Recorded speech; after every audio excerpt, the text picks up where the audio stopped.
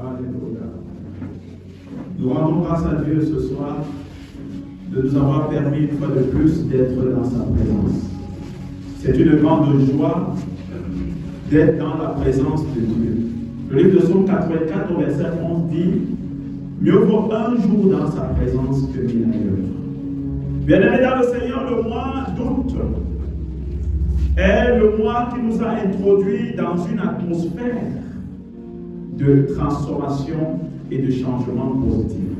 Ce mois, le mois de la Renaissance, le 8e mois de l'année, nous a introduits dans une atmosphère de transformation, dans une atmosphère de changement positif. Mais tout ceci est conditionné par l'humilité et la détermination. Si nous voulons vivre le changement que le mois d'août nous offre, si nous voulons vivre le changement que le mois d'août nous accorde, alors il est question pour nous de comprendre une chose, c'est qu'il faut qu'on soit humble et déterminé. D'où mon thème ce soir, tout change avec la détermination.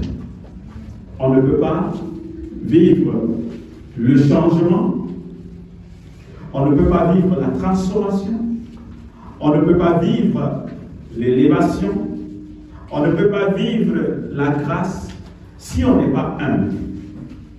Et nous avons parlé de l'humilité mardi. Et aujourd'hui, nous allons parler de la détermination. Mon thème ce soir, tout change avec la détermination. 16. Ne tends pas méchamment des embûches à la demeure du juste et ne dévaste pas le lieu où il repose. Car 7 fois le juste tombe et il se relève, mais les méchants sont précipités dans le malheur. Gloire à Jésus. Alléluia. Alors, bien aimés dans le Seigneur, il faut qu'on comprenne quelque chose de très important. La parole de Dieu vient nous faire comprendre ici que il peut arriver au juste de tomber. Je voulais vous faire comprendre ici, je tiens déjà à bénir le Seigneur, pour vous qui avez gardé le verset biblique envoyé dans les différents réseaux sociaux pour annoncer notre programme de jeûne. Ça montre vraiment que vous êtes attentifs et très éveillés. Que Dieu vous bénisse. Alors, tout change avec la détermination dans le livre de Proverbes 24, versets 15 à 16. Nous comprenons ici qu'il peut arriver au juste de tomber.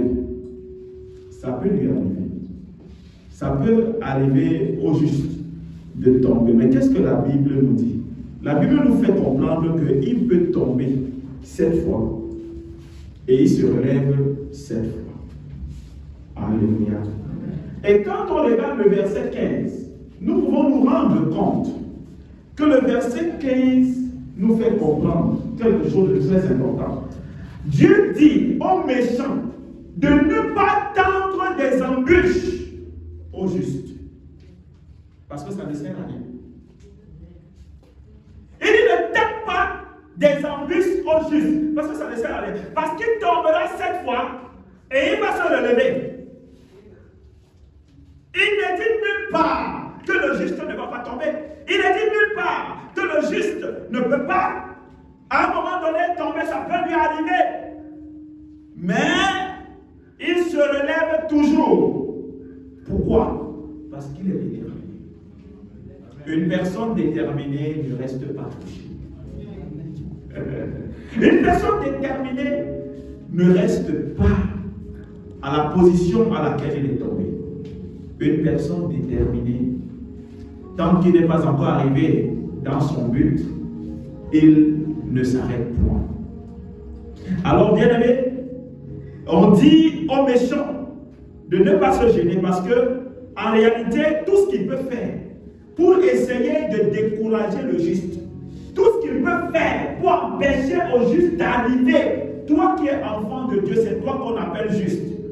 Toi qui as décidé de t'attacher au Seigneur Jésus-Christ, c'est toi qu'on appelle juste.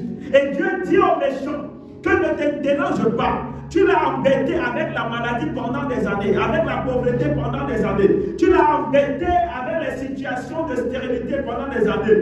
Et moi je te dis, peu importe le temps, peu importe le nombre de fois il est tombé, il va tomber 7 fois. Et il va se relever 7 fois. Et le chiffre 7, c'est un chiffre indéfini. C'est le commencement et la fin. Le chiffre 7 nous amène même à comprendre qu'autant de fois le juste va tomber, autant de fois il va se relever. Alléluia. C'est pourquoi l'échec ne doit pas nous amener à plonger dans la dépression. Non. Non. Les meilleurs ne sont pas toujours ceux qui ont fait un parcours sans faute.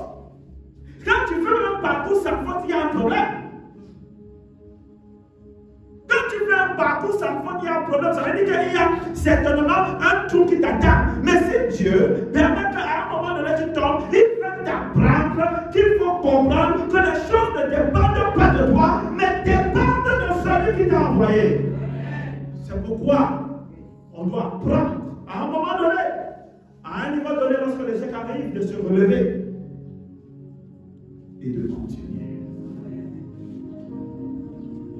Nous sommes appelés à connaître les bons moments et les mauvais moments dans la bénédiction de Dieu, dans la gloire de Dieu.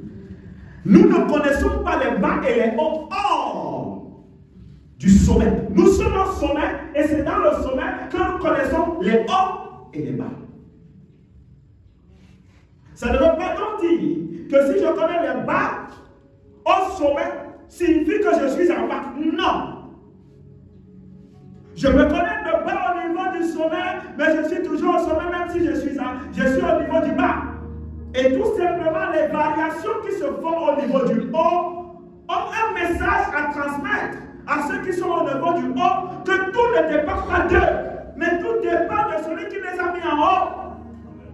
Et qui peut décider en tout moment que de la même manière il t'a mis là en haut, il peut encore te faire descendre. Si tu t'amuses, tout ne dépend pas de toi. C'est pourquoi même ceux qui réussissent doivent comprendre que ça ne dépend pas d'eux et ils ne doivent pas s'enorgueillir.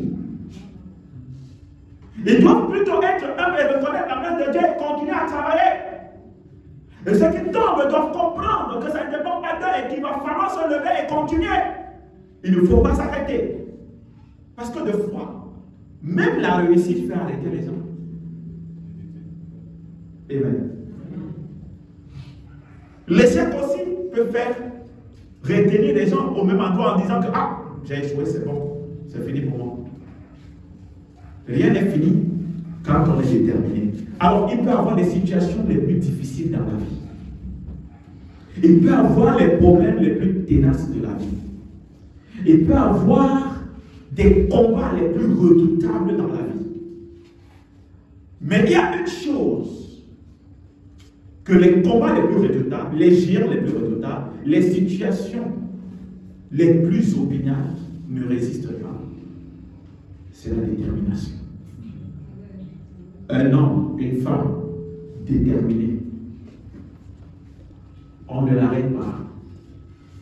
On peut le retarder un peu selon le plan de Dieu, mais on ne peut pas l'arrêter. Alléluia.